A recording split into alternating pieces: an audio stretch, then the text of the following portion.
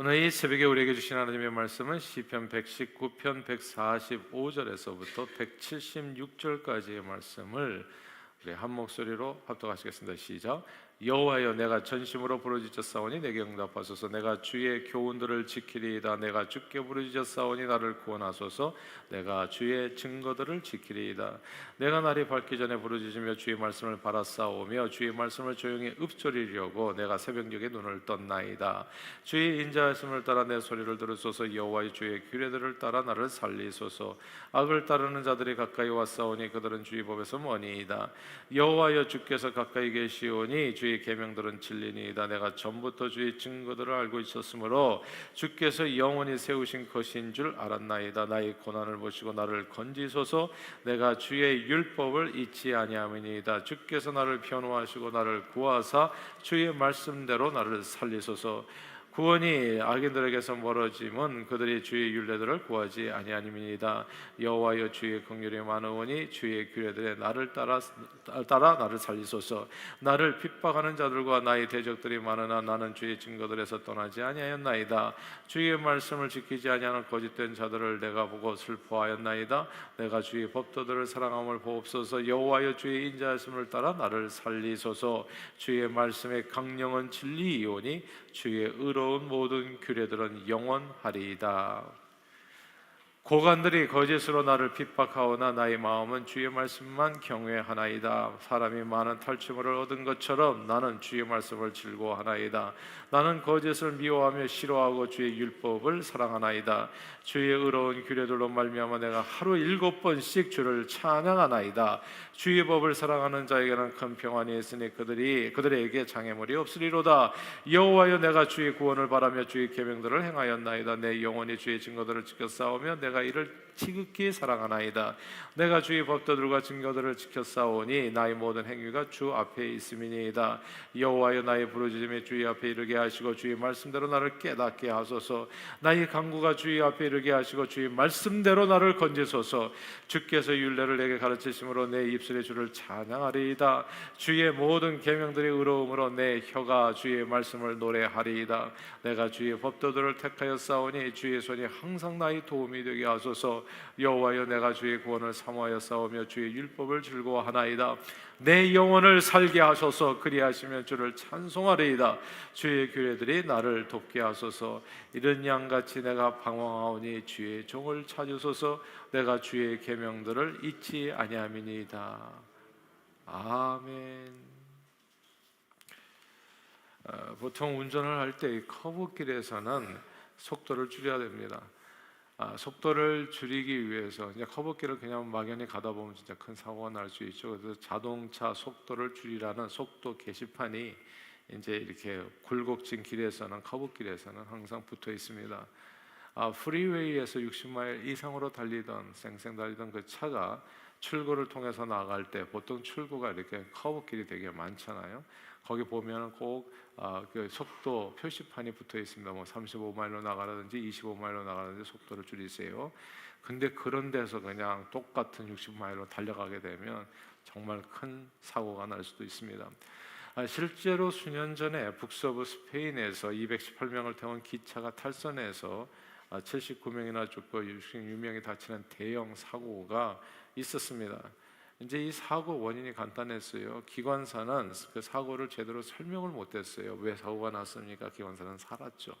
살았는데 설명을 못해요. 근데 블랙박스 비디오 판독을 통해서 기차가 너무 빠른 속도로 커브길을 통과했기 때문이라는 사실이 밝혀졌습니다. 30년 이상 기차를 운전했던 기관사가 커브길에서 왜 그렇게 빠른 속도로 기차를 몰았는지 알 수 없는데, 아무튼 속도 제한 표시판을 무시한 이제 기관사의 행동은 많은 사람의 목숨을 잃게 하는 끔찍한 결과를 초래하고 말았습니다. 하나님의 말씀은 우리 인생길도요 굴곡이 많아요. 보니까 이렇게 직선도로만 있는 게 아닙니다. 인생길도 그냥 꼬불꼬불 그렇게 굽이진 길을 걸어가게 됩니다. 좋을 때도 있고 그렇지 않을 때도 있고, 빨리 달려갈 때도 있고 또 빨리 달려갈 수가 없는 순간도 있고요. 이제 이 굴곡긴 인생길을 갖다가 우리가 걸어가는데 위험 구간에 적절하게 세워진 속도 제한 표시판과 같습니다. 하나님의 말씀이요. 하나님의 말씀이 우리 인생길을 바르게 살아갈 수 있도록, 위험을 피해갈 수 있도록 그때그때마다 세워진 하나님의 말씀은 우리 인생길에 이정표와 같고, 또 굴곡진 길에 세워진 이제 속도 제한 표지판 것 같습니다. 구약 성경에 보면 우리 구약은 뭐 간단하게 그냥 십계명으로 이렇게 대표되고, 신약 성경은 아시는 대로 하나님 사랑과 사람 사랑, 그리고 서로 사랑, 그리고 대위임 명령, 이렇게 이제 정리가 딱 되어집니다. 그냥 구약 성경과 신약 성경이. 사실 십계명이라고 하는 것은 하나님 사랑과 이웃 사랑, 이렇게 정리가 되어지죠. 그래서 사랑하는 마음을 가지고 복음을 전하라, 그 마음으로. 그래서 신구약 성경은 이렇게 딱 그냥 한마디로 정리, 그 계명은 그렇게 정리가 되어지거든요. 아무튼 근데 구약 성경에서 하나님 사랑과 이웃 사랑은 좀 이렇게 늘려서 보면 이제 십계명이 되어지고, 그걸 더 늘려서 보면 이제 그게 율법이 되어지는 것입니다. 근데 아무튼 십계명에 대한 구약 성경의 그 강조는 두 번에 걸쳐서 나타납니다. 출애굽기와 이제 신명기, 그 내용이 나오게 되죠. 출애굽기에서 모세는 막 애굽을 탈출해서 시내산에 도착한 이스라엘 백성들에게 하나님께 직접 받아 두 돌판에 새겨진 십계명 계명을 직접 받죠. 그래서 그 십계명을 말씀을 전하면서 가르쳤고, 신명기에서 또 다시 모세는 하나님의 말씀에 불순종해서 40년 동안 광야에서 방황을 하잖아요, 이스라엘 백성들이. 그래서 그러고 방황하다가 이제 출애굽 1세대는 다 광야에서 죽고, 그리고 이제 출애굽 2세대가 모압 평지 앞에 모여서 가나안 땅을 바라보면서, 그때 가나안 땅 정복에 꼭 필요한 것은 하나님의 말씀이다. 이게 왜 중요하냐면 우리가 복 받는 게 하나도 중요하지 않다는 거죠. 가나안 땅을 정복해봐야 너희가 말씀을 잃어버리면 너는 그 땅에 정복당한 사람들처럼 똑같이 멸망하리라. 이게 신명기의 말씀이거든요. 그러니까 이 세상에서 잘 먹고 잘 살고 뭐 이렇게 모든 것을 누리며 산다고 할지라도 하나님의 말씀을 잃으면 그냥 꽝이라는 것을 설명한 게 그게 신명기 말씀인 거예요. 하나님의 말씀을 잃으면 어떻게 살아도 너희 인생은 그냥 죽음이다.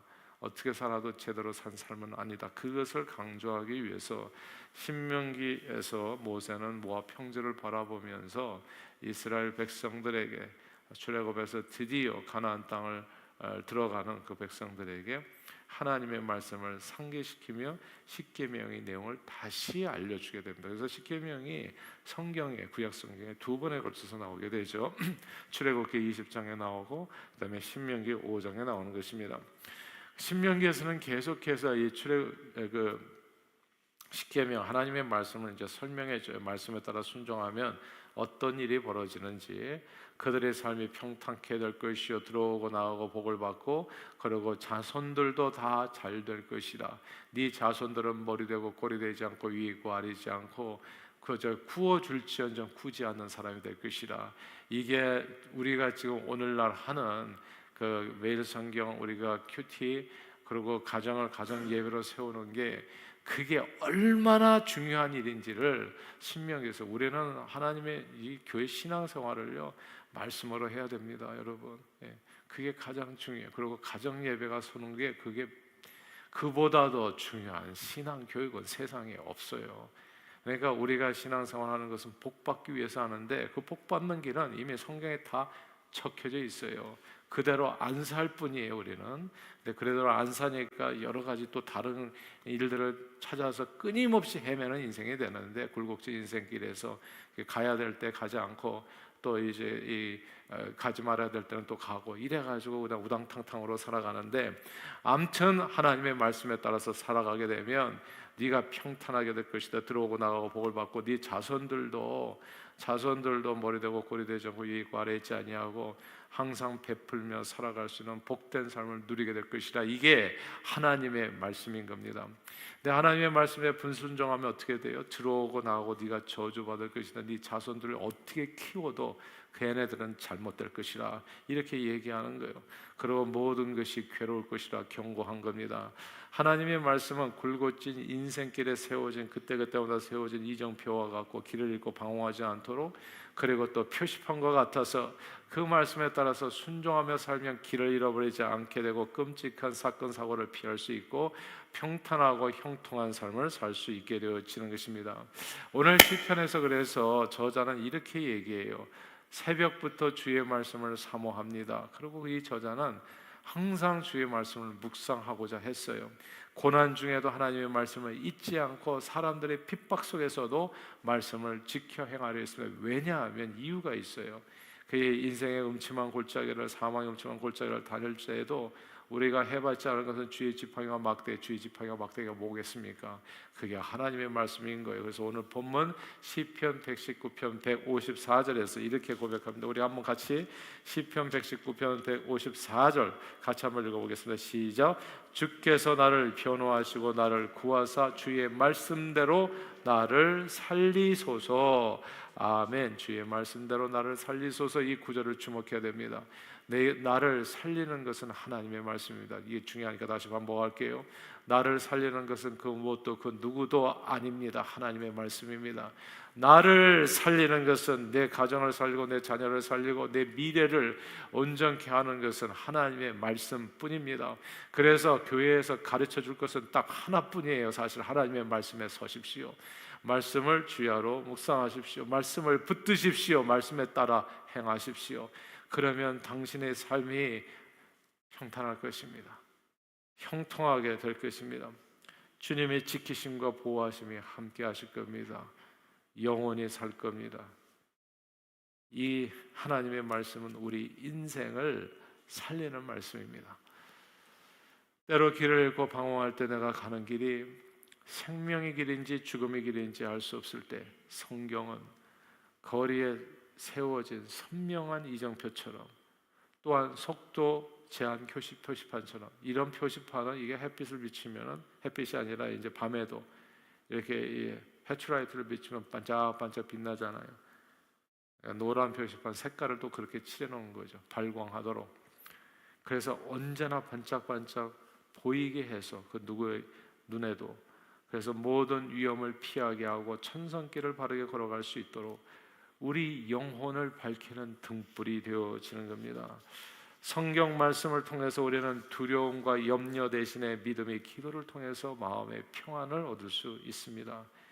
그래서 마음에 염려가 생길 때마다 성경 말씀을 읽으면 빌립보서 4장 6절 7절 말씀, 아무것도 염려하지 말라 오직 모든 일에 기도와 간구로 너희 구할 것을 감사함으로 하나님께 아뢰라. 그리하면 지각에 뛰어난 하나님의 평강이 너희 마음과 생각을 지켜주리라. 우둔한 자에게 지혜를 주는 것이 하나님의 말씀입니다. 하나님의 말씀이 오면은 내가 무엇을 어떻게 행동해야 될지를 깨닫게 돼요. 자녀를 키우는 방법이 성경에 다 나와 있습니다. 그리고 부부 생활을 어떻게 해야 되는지, 성경 말씀을 통해서 우리는 우리 인생의 사명이 잃어버린 영혼을 구원하는 복음 전도라는 것을 깨닫게 되고 늘 복음을 전하는 전도와 선교에 힘쓰게 됩니다. 항상 신앙생활은요, 오늘밖에 살지 못하는 것처럼 하는 것이 지혜로운 삶입니다. 그리고 또 영원히 사는 것처럼 삶을 계획하는 것도 필요하죠. 오늘밖에 살지 못한다면 가장 중요한 일이 무엇이겠습니까? 딱 오늘 주님이 이 순간에 오신다면 말이에요. 그래서 선교를 하는 겁니다. 그 하나님의 명령이거든요. 오늘 죽어도 십자가 사명 감당하는 거, 그거 하나만 제대로 해도 인생은 실패한 게 아니에요. 무조건 성공한 거예요. 나머지는 짜투리인 겁니다. 근데 우리는 짜투리에도 신경을 쓰다 보면 진짜 중요한 것을 잃어버려요. 천년만년 살 것처럼 생각하는 것만큼 큰 착각이 없어요. 언제 주님이 나를 부르실지 알 수 없어. 그래서 정말 중요한 일은 제발 미루지 마세요. 기회가 올 때 하십시오. 일단은. 그리고 오래 산다는 생각을 항상 벗고 오늘밖에 살지 못하는 것처럼 최선을 다해서 주님의 말씀 앞에 사십시오. 그러면 여러분의 삶을 하나님이 책임져 주시고, 그리고 여러분이 두고 가는 자녀들도 주님이 축복해 주실 겁니다. 이 길을 성경이 그래서 말씀해 주는 거예요. 우리가 자꾸 헷갈리거든요. 살다 보면 할 일이 얼마나 많습니까? 이것도 해야 되고 저것도 해야 되고, 그러다 보니까 정작 중요한 일을 알지를 못하고 다 놓쳐버리고 다 미루고, 그러다가 주님 앞에 설 때 그냥 후회하는 인생, 그렇게 살아가지 않도록 성경이 우리에게 주어진 것입니다. 말씀을 통해서 우리는 부부 관계가 그리스도와 교회와의 관계라는 것을 알고, 어제 우리 금요 밤 기도회도 참 좋았었어요. 남편이 아내를 위해서 기도하고 아내가 남편을 위해서 기도하고 서로를 위해서 축복하면서 기도하면서 세워가는 것이 아름다운 가정생활을 이루어가는 그 길이 된다는 것. 그리스도가 교회를 사랑한 것처럼 남편들 아내를 그리 사랑해라. 그리고 교회가 그리스도에게 복종한 것처럼 그렇게 이렇게 되어질 때 진짜 부부가 행복하게 살 수 있어요. 인생을 살아가는 게, 제가 우리 아이들에게도 인생을 살아가는데 신부감 신랑감 고를 때 중요한 것은 컴패니언을 골라야 된다. 같은 방향을 향해서 달려가는 사람, 다른 방향으로 달려가는 서로가 이상에 맞지 않은 사람과 결혼하게 되면 진짜 결혼한 데이 원부터 사랑에 빠져서 그거 헷갈리면 큰일 난다. 컴패니언으로 살아야 된다. 이런 내용을 예수 신앙 안에서 만나야 된다는 것이 왜 중요한지를 성경이 이야기해 주는 겁니다. 그래야 그 말씀 안에서 경건한 자손을 얻게 되고 이런 거예요. 오늘 주님이 오셨을 때 준비가 안 된 사람은 진짜 끔찍한 거예요. 그게 한번 잘 생각해 보세요. 오늘 주님이 오신다면 성경 말씀을 통해서 우리는 하나님 외에 다른 신은 모두 헛것이라는 것을 알게 됩니다. 하나님만을 온 정성을 다해 온 힘을 다해 목숨을 다해 사랑하고 이웃을 사랑하는 것이 참된 인생의 가치임을 깨닫게 됩니다. 말씀을 통해서 우리는 주는 것이 받는 것보다 복되다는 사실을 알고 베풀고 나누며 예수님처럼 서로 섬김의 도를 다하여 참된 복을 받아 누리게 되는 것입니다. 성경 말씀을 통해서 우리는 무엇이 죄이고 무엇이 의인지를 깨닫게 되어서 예수 믿음 안에서 하나님이 싫어하는 일을 멀리하고, 싫어하는 일이 뭐겠어요? 그러니까 육체로 죄짓는 거, 거짓말하는 거, 그리고 도둑질을 하는 거, 남의 물건을 자꾸 탐하는 거, 그러니까 남을 부러워하는 거, 그리고 미워하는 거, 그리고 용서치 않은 마음, 이런 것이 다 악한 마음이라는 것을 알고 멀리하게 되어지는 것입니다. 그리고 주님이 기뻐하시는 일을 선택하여 주님을 영화롭게 하는 삶을 살게 돼요. 성경 말씀을 통해서 우리는 울어도 힘써도 그 무엇으로도 갈 수 없는 천국에 가는 길이 바로 예수 그리스도를 믿음으로 얻게 된다는 사실을 깨닫고 늘 예수 믿음 안에서 다시 오시는 주님을 기다리며 준비하는 삶을 오늘도 살게 되는 것입니다. 성경의 이 굴곡진 우리 인생길에서 늘 이정표가 되어주시고, 그리고 표시판이 되어서 우리를 사건 사고 없이 천국으로 인도하는 생명길이 되는 겁니다. 우리 인생을 참으로 살리는 것이, 우리 인생을 살리는 것은 하나님의 말씀입니다. 그러므로 성경은 복 있는 자는 악인의 꾀를 쫓지 아니하고 죄인의 길에 서지 않고 오만한 자의 자리에 앉지 않고 오직 여호와의 율법을 즐거워하며 그 율법을 주야로 묵상하는 도다. 그는 시냇가에 심은 나무가 시절을 쫓아 과실을 맺은 것 같으니 그 잎사귀가 마르지 아니한 같으니 그가 하는 모든 일에 다 형통하리로다. 악인들은 그렇지 않으며 오직 바람에 나는 겨와 같도다. 말씀이 없으면 어떻게 살아도요 바람에 나는 겨와 같이 되어버린다고요. 인생이 바람에 후 불면 그냥 날아가 버리는. 노아 시대에 진짜 큰 집 짓고 안 살았던 사람이 있었겠어요? 캐슬을 짓고 그리고 그냥 요트 타고 돌아다니는 사람이 없었겠냐고요. 노아 시대에. 바람에 나는 겨와 같도다. 한순간에 사라질. 그러므로 악인은 심판을 견디지 못하고 의인들이 모임의 회중에 들지 못하리로다. 무릇 의인들의 길은 여호와께서 인정하시나 악인들의 길은 망하리로다. 말씀이 없는 사람은 하나님 앞에서 그냥 악인이 되어져요. 숨 쉬는 것까지도 다 죄가 되어집니다. 제가 이거 오래전에 깨달았어요. 하나님의 말씀이 없으면 진짜 나는 숨 쉬는 것도 죄구나. 그러니까 살아 있는 것 자체가 일도 덕이 안 돼. 세상에 덕이 안 돼요. 그래서 말씀으로 서야 된다 얘기하는, 입에서 나오는 모든 말이 죄송하지만 한마디도 들을 얘기가 없어요. 하나님의 말씀이 없으면 그렇게 돼버려요. 인생이. 이거는 뭐 아무도 예외가 없습니다. 목사, 장로, 집사, 권사, 이 세상에 그 누구도 예외가 없어요. 그러니까 의인의 회중에 들지 못한다. 하나님의 말씀이 없을 때 벌어지는 일입니다. 그러므로 늘 성경 말씀을 가까이 하는 저와 여러분들이 되시기를 바라요. 하나님의 말씀을 가까이 하셔서 부부 생활을 그렇게 하나님의 말씀 가운데 세우시고, 부모와 자식과의 관계도 가정을 하나님의 말씀 위에 세우십시오.